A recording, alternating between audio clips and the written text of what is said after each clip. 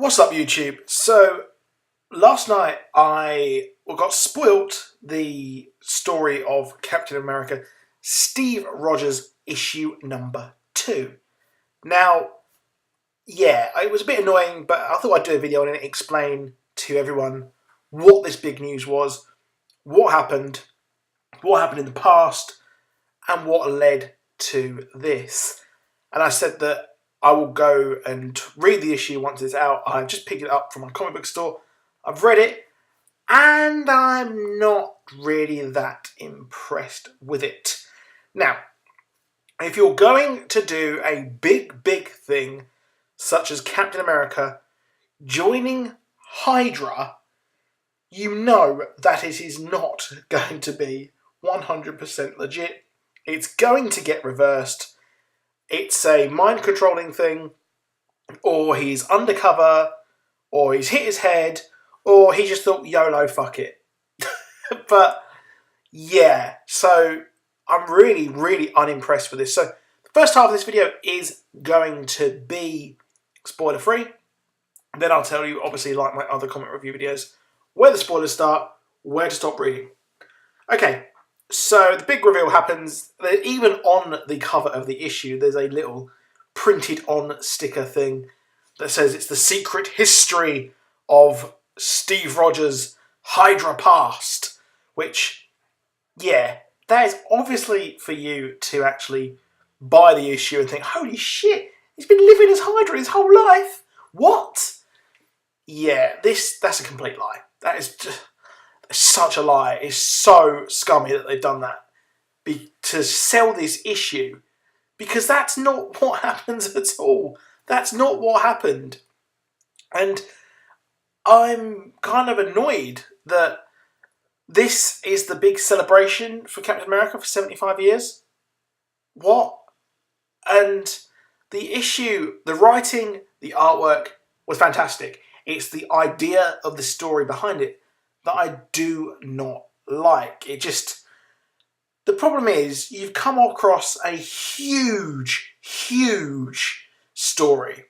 Like, this was getting mainstream coverage, which never happens for comics, unless it's a big thing like this. I think it only happened when Miles Morales was introduced as Spider-Man. I think we got the first gay couple in DC, I think it was. The first gay comics couple. And really, that's really it for the comic based. I mean, the mainstream footage and coverage of the Marvel films and the DC films always happens because obviously it's a film. It's more accessible to people who do not.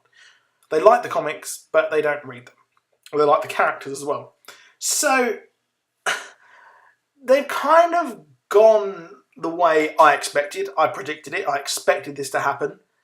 And it's just incredibly predictable because you know when this big thing drops, it's not going to happen. Like a big death.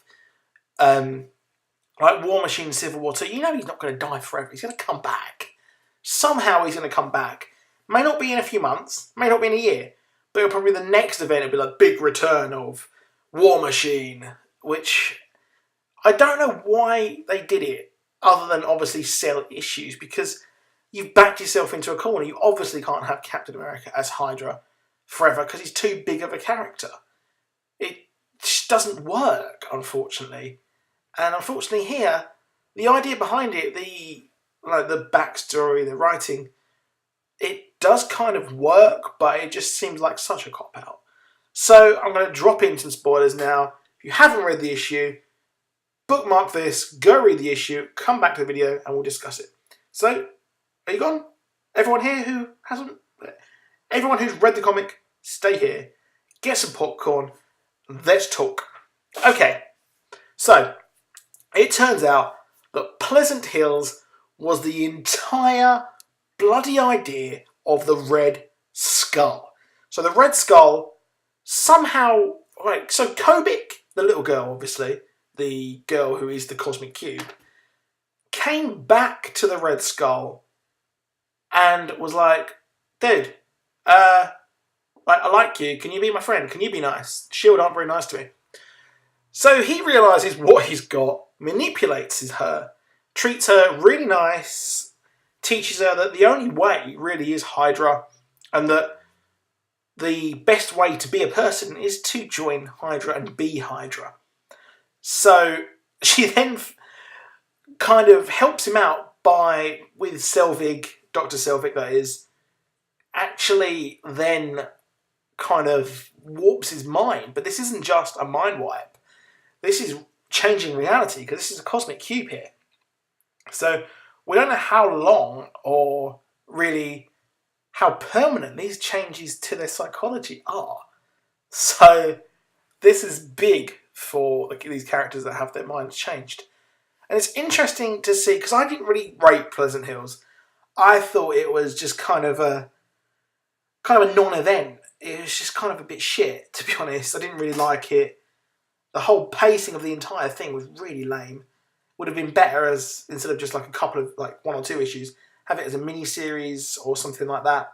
But yeah, with that, it just turns out that the whole thing was a plot by the Red Skull to completely change the psychology of Steve Rogers, Captain America.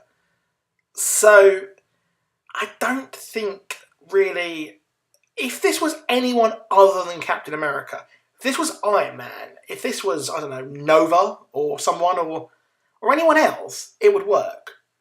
But Captain America is just black and white. It's always the same. He's never been bad. I was excited to see it, and then it just turns out it's just what we expected to happen. So, I mean, it was a good issue. It's not a bad issue, and I really recommend reading it. Just for the storytelling and the like, oh shit, he's actually kind of manipulated S.H.I.E.L.D. and kind of destroyed them from the inside. But it all seems so convenient that Kobik turned up and helped him out. And now the ramifications is what's going to happen now, because obviously she is with the Winter Soldier. That's happening. So what will happen there? So it's got far-reaching implications. And, well, Red Skull wants Steve to leave his new kind of really big army, because Hydra are on a big recruitment drive and they're really becoming a massive threat again. So I expect possibly at the end of Civil War, you would probably see, like, why didn't Ulysses see this? That's what I don't get. Why has Ulysses not seen this event of, well, Captain America leading the charge for Hydra? So something's going to change there, I think. That, or he will finally see it at the end of Civil War 2. So, good issue, worth picking up, I think, just for the read. Didn't like the way they went with it, but it was just a decent issue in my opinion. So, as always, drop a like and a subscribe, and I'm going to go read the rest of the comics. I might do a review of Avengers number 11, which, again, I didn't like where they're going with that. So, as always, I'll see you soon and goodbye.